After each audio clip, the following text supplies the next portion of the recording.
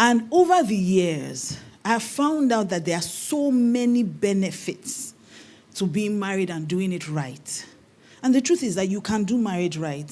I always tell people, marriage is not that deep. The way people make it seem as if marriage is hard work. Marriage is work, yeah. It's hard work, yes.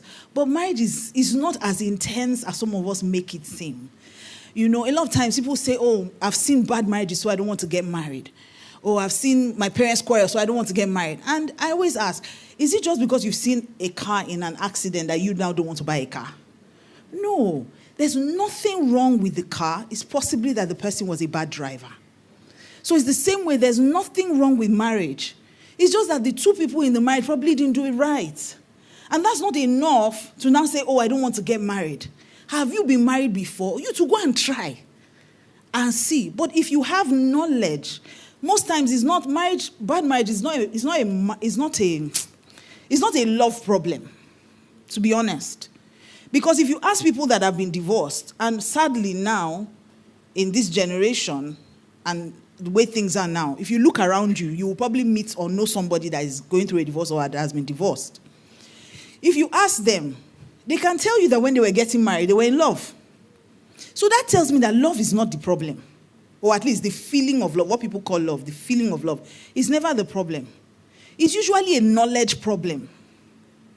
So a lot of people are getting married, but they don't know what marriage is about. They don't know what they need to do in marriage. They don't know what marriage requires of them. So they get married and end up struggling and making a mess of it.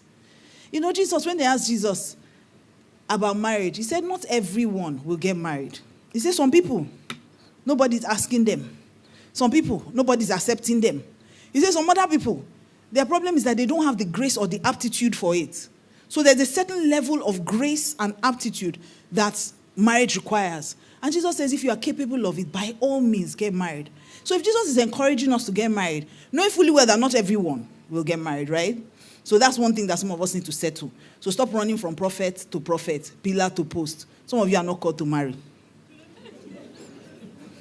But he says, if you have the opportunity, then do it well. And that's what I came to tell you this morning. That if you have the opportunity to get married, do it well, because there are so many benefits to marriage. Okay, so I'll start with Psalm 128, the Passion Translation. You know, in the beginning, the Bible says that it's not good for man to be alone. And God said, I will make him a helper. I will make him a helpmeet. So a helper that is suitable, adaptable, and comparable to him. And the reason why God said that is that if I bring someone else to this man's life, there are benefits that he would never get if he were alone. There are things that he will experience as a married person that as a single person he will never ever achieve it. Am I saying that marriage is by force? No. Marriage is not by force, marriage is by choice. But if you choose marriage, I'm telling you that there are benefits to it if you do it right. So give me Psalm 128, the Passion Translation. Thank you.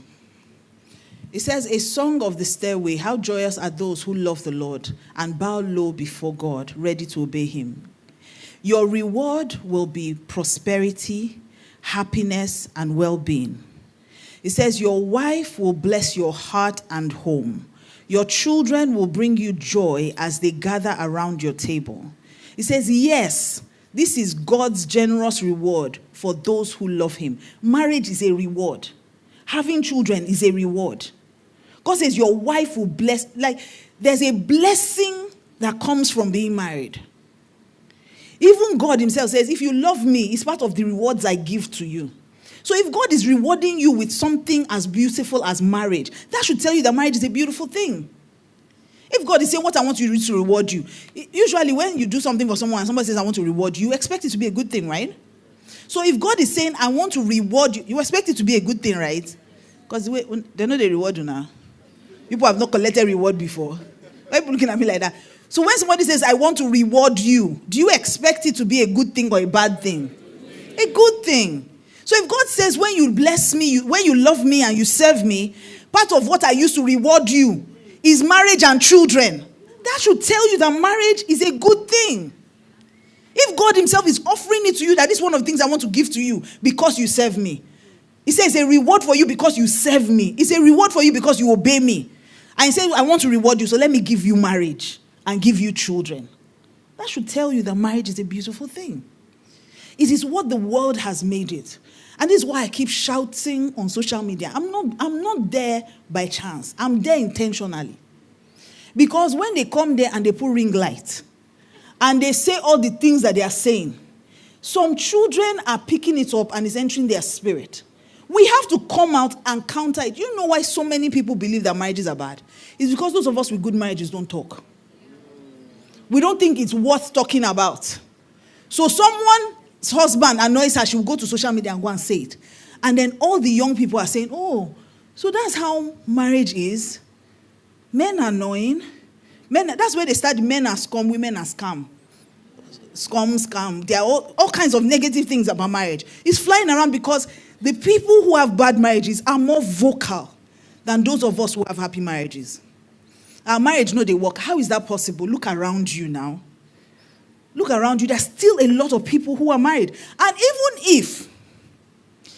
if statistics say, and I don't totally agree with that statistic because I don't know if that statistic is taken in the church. They say 50% of first marriages fail. That means that every time two people get married, one will fail. Now, we emphasize on the 50% that will fail. But we've also forgotten that 50% will succeed. So every time they bring out the statistics, your attention immediately goes to 50% will fail. Assuming they brought it out and they said 50% of all marriages will succeed. It gives you more hope to say, I am part of the 50% that will succeed. So the way that statistic has brought out, it has, like I always say, Satan is, you see, the person you are playing with is not playing with you. Satan is not playing with you. You are the one playing with Satan. You are treating him like, oh, it's not Satan, it's a nuisance. No, Satan is your enemy. So he's working to get you and your children. It's not even after you, it's your children. If he can convince you marriage is bad, automatically he has convinced your children that marriage is bad. So Satan is very intentional, and I think we need to be more intentional. More Christians need to be vocal about how good their marriage is. We need to be more vocal about it. So when I go on social media, Pastor Sunday was saying it, that when they drag me, dragging is not your prerogative. If you drag me too, I can drag you. Everybody has a dragging right. The social media is not your own.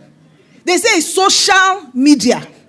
So if you come and say your own, me too, I can come and say my own. If you are angry that I said my own, then that's your problem, not mine. But we must enter that, set your face like a flint. Say your own. Bring out your marriage. Put picture of your husband. What's wrong with that? She's putting, it's paining you. As they pain them, it go there sweet. You come back tomorrow, put 2 more pictures. This time add your children. Because why must I conform to this world? If the world does not conform to me, they should leave it all. But me to conform to them, it will not happen. So Christians need to be more vocal. Marriage is a good thing.